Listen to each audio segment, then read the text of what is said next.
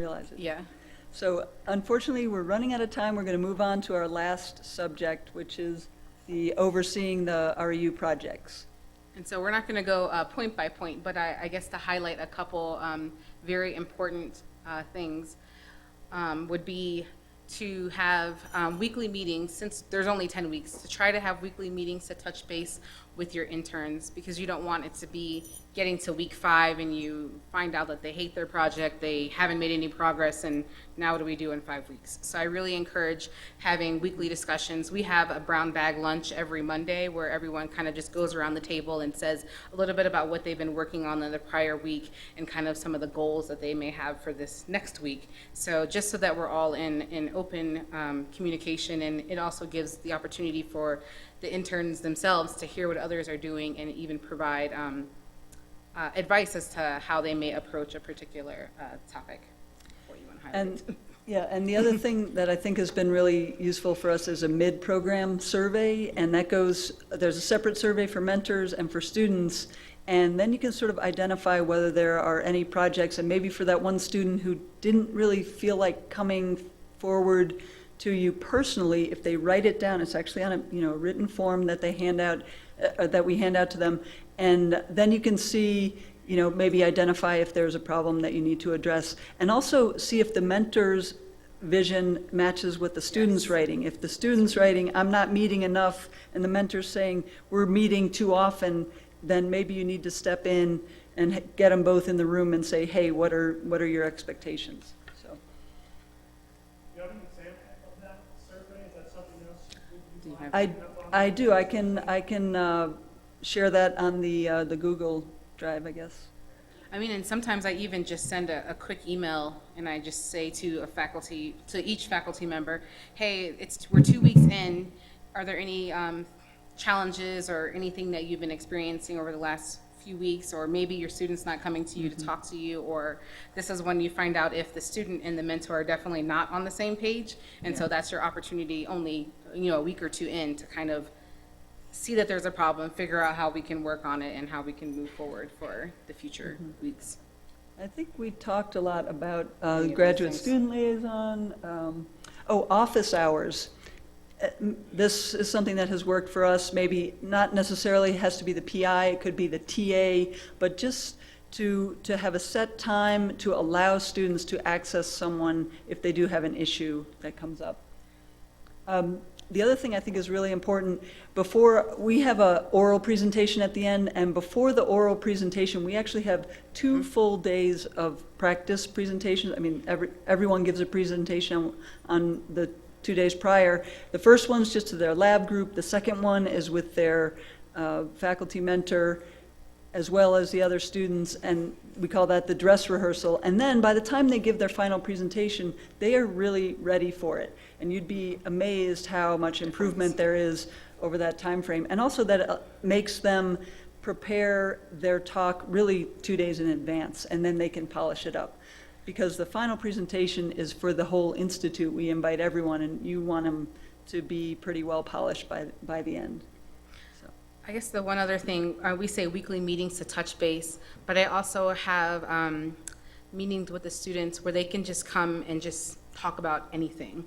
Like sometimes it's a very overwhelming experience coming into this new place, and sometimes you just need someone to talk to. So I try to create a very safe and open space for them to feel comfortable to come and talk with me, even if it's for 5 minutes or an hour or whatever amount of time you particularly need to debrief or vent.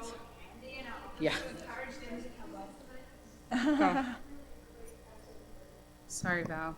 We're not following rules. We keep a big bowl of candy in our offices to encourage them to stop by. So I guess since we have only 5 minutes, if there's anything else that people want to bring up, please use a mic. In the last 5 minutes. Or stand up. In the back?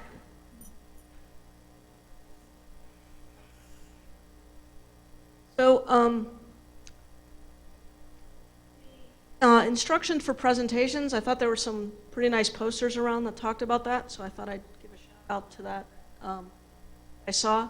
But one of the things that I was sort of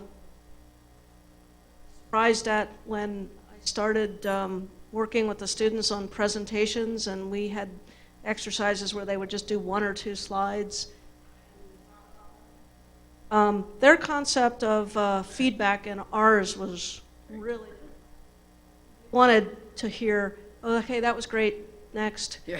And we wanted to say, you know, good, it would be awesome if you did this, and I found that they were really not as comfortable with critical feedback, even if it was really positive. And we're told over and over again, this is, you know, this is how research goes. So I was hoping for some feedback on that. So let me just mention one thing we do. We have our students doing a critical review of the presentation before theirs and after theirs. So we, you know, on a given day in their practice talks, and we have certain questions they have to answer. What was really good? What was really bad? How were the slides? I forget all the things that are included on that. But so they're critiquing each other. And earlier in the summer, we do a session on the peer review process where we tell them that you are going to get feedback. It's meant to be, you know, constructive criticism. You know, here's the right way to do it, the positive and the negative, and don't take it personally. So that's how we do it. And I think Beck was there first. And we have quite a deep and meaningful conversation about the fact that as scientists, we're trained to poke holes in each other's research all the time. And I tell them that just about every scientist I know, when they get the reviews back from a published paper, first they cry, then they get angry, and then they're able to walk away from it for a couple of days, come back to it, address the feedback, and realize they have a much better program. And so we have a discussion about how it feels to take critical feedback, and also the fact that scientists have trained themselves to mostly give very critical feedback, and so not to take it personally, but that there's part of the scientific process. And I think that helps them to A, accept their feelings about that, but B, realize that it's part of their training. That's a great point. Thank you. So one of the things I would add to the list, maybe you already do it, but we have, after 2 weeks or so, we have the students give 5-minute research PowerPoint proposals, but we do it it's number 3, we skipped over it. Yeah, sorry. do it with the audience consisting just of, well, all the REU students and the program co-directors. So it's kind of a closed. Okay. It not only lets the students present some practice with public presentation, but what we do is say co-directors or any mentor that happens to not make comments or ask questions until the REU students themselves. And everybody has a 25-minute time slot. The presentation takes about 7 minutes. And in a good year, we don't get to say the entire day, the whole day worth. And that lets them start to feel like they're part of the process of giving feedback. It makes it a lot easier for them to receive feedback. I don't think this microphone is fixed, but I could be wrong.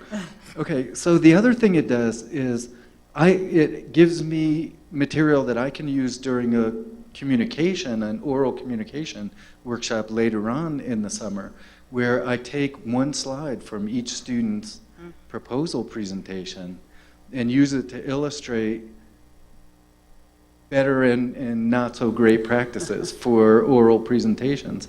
And the students, since everybody is having one slide reviewed, they're not defensive about it. Open to it. Yeah, and they're actually eager to criticize their own slides. So it turns out, and then in that workshop, we actually do the revisions right there. And then I email The that new improvements. slide to the student and say, if you want to use this in your final presentation, fine. And then think about making other slides like this one.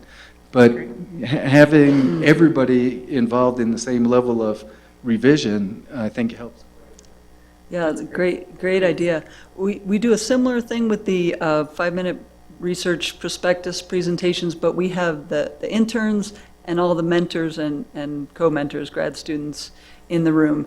And we don't, it's not quite as strict about who can ask questions, but we say that each student has to ask at least one question during that time frame. So they know that they're supposed to ask questions and hopefully get over that fear of asking questions. Some of them are really good at it and will ask a question to every student, but those who are not so good at it, at least they get over that fear, and then you see them chiming in, you know, later on in the final presentations. So, yeah, I think if there's a good way to encourage that, you know, yours is certainly a good one as well. So, One last microphone. We do something very similar to that, but you said about the not quite as detailed as that, it's not everything all day. But when you talk about the students giving evaluations of the student before and after, we started there, and what I found was when I switched it to 2 before them and 2 after, They were better. the feedback they got was so much more detailed, because when there's the person right before them that's supposed to be commenting on it, they're thinking about Their talk. presentation. And after they finish their presentation, they're still thinking about their presentation. So moving it a little further away, it ended up getting much better feedback from the Okay. other students. That's a good point. yeah, 2 before and 2 after. Yeah. Okay, we'll try that. Well, this is a working PowerPoint, so if you have other thoughts, ideas that we should include on these, just let us know. And thank you all for a Yeah. great discussion and comments. And Oh, sorry, one more. Final comment. I have a request for those in Yes. the room. We put a program handbook online on the Google site, and by putting everything down in words, it really made us focus on what are our objectives, how do we want to deal with mentors, how do we want to deal with graduate students, all of that stuff. It was this great thing. What we're looking for is to see some other program handbooks, if you have them, so we can continue. It's a working fluid document for us. But we provide this to all of our mentors, to our awardees, and it sets standards, very clear standards. And then if we hit a problem, we can always go back, well, let's go back to the program handbook and see what we're supposed to do. So we're looking for other feedback, we're looking for other examples. Great Thank you. idea. Thanks. And I just wanted to say, for any of you just starting an REU site, I'm definitely open for any questions you may have to follow up. We don't have a lot of time. Thank you all. Thank you both. Sorry that we didn't tell you.